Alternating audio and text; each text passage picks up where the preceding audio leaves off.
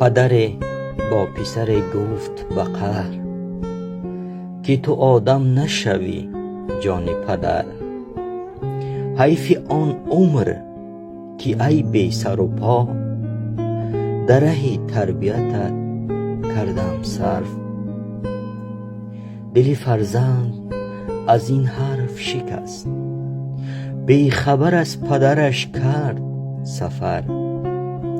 رنج بسیار کشید و پس از آن زندگی بر کامش گشت چو شکر. عاقبت شهرت و والایی یافت، حاکم شهر شد و صاحب زر.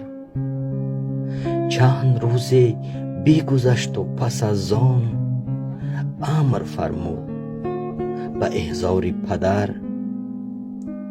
پدرش آمده از راه دراز نزد حاکم شد و بشناخت پسر. پسر از غایت خودخواهی و کبر نظر افکند به سر و پای پدر. گفتی که آدم نشوی، تو کنون حشمت و جا هم بنگر. پیر خندید و سرش داد تکان، گفت این نکته برون شد از در. من نگفتم که تو حاکم نشوی، گفتم آدم نشوی جان پدر.